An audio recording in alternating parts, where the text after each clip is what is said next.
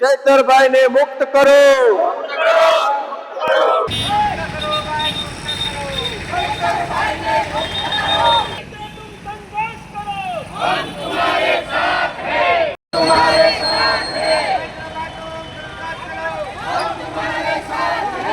નમસ્કાર મિત્રો, ચેતર વસાવા છે એમને 7 વર્ષની જેલ થઈ, ચુકાદો આવ્યો અને ત્યારબાદ આમ આદમી પાર્ટીના એક નેતાઓ છે એ લોકો વિરોધ પ્રદર્શન કરી રહ્યા છે। સાથે જ આદિવાસી સમાજ છે એ પણ મેદાને છે અને વિરોધ પ્રદર્શન કરી રહ્યું છે।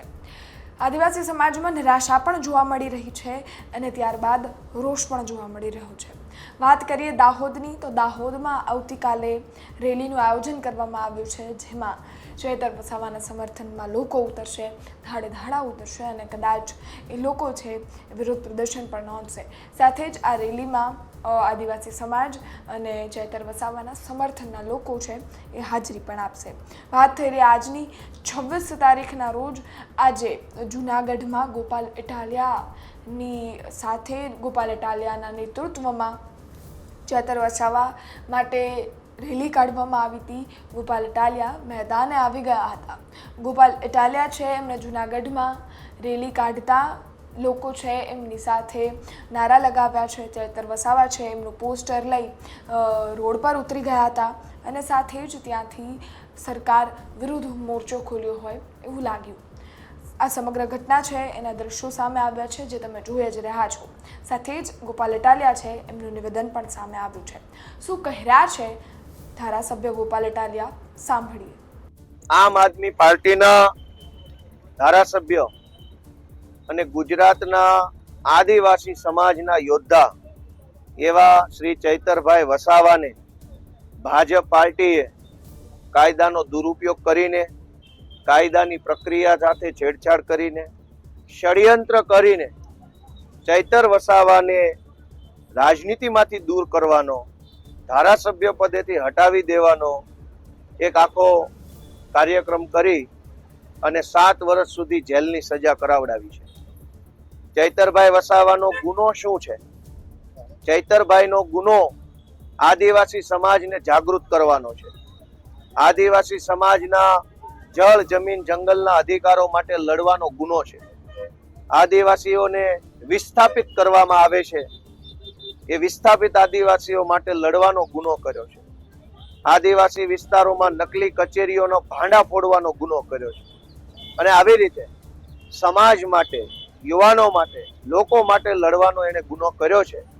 એ ગુનામાં 7 વર્ષ સુધી જેલની સજા એને થઈ છે। ગુજરાતમાં અનેક ભૂમાફિયાઓ, ટેન્ડર માફિયાઓ, કોન્ટ્રાક્ટ માફિયાઓ, હલકી ક્વોલિટીની દવાઓ પધરાવી દેનારાઓ, નકલી વસ્તુઓ બનાવનારાઓ, હજારો ક્રાઇમ કરનારા લોકો છે।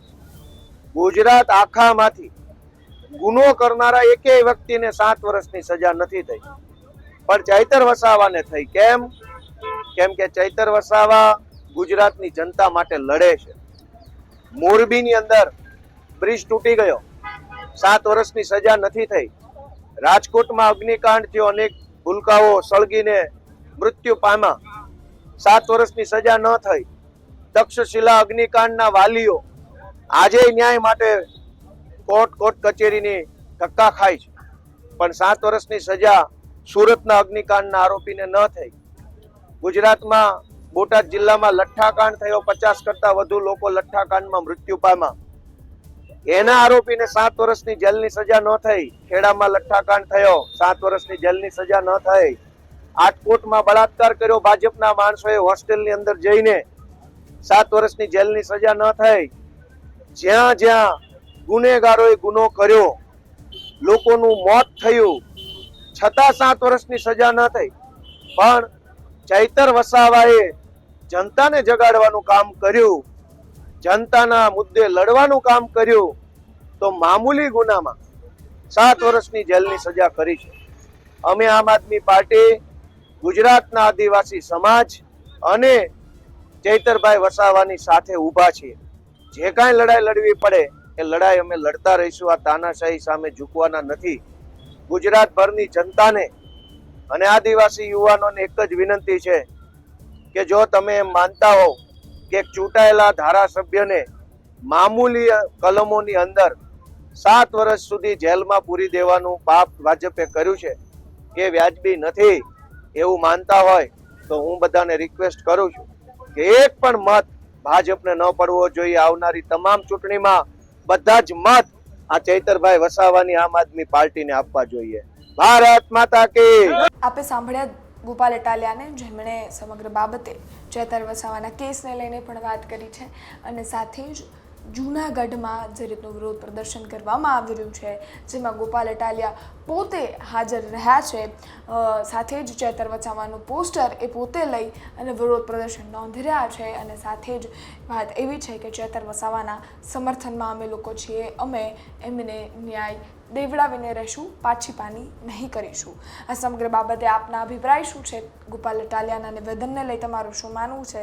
આ ઘટના અંગે ગોપાલ ઇટાલિયાનું વિરોધ પ્રદર્શન સાથે જ એમના નેતૃત્વમાં જે સમર્થકો, જે લોકો આમ આદમી પાર્ટીના કાર્યકર્તાઓ લોકો છે એમણે હાજરી આપી છે, એમને લઈ આપનું શું માનવું છે? કોમેન્ટ બોક્સમાં ચોક્કસથી જણાવજો. આપના અભિપ્રાય અમારા સુધી ચોક્કસથી પહોંચાડજો. ફરી મળીશું, ત્યાં સુધી ગુજરાત તક જોતા રહો. ધન્યવાદ.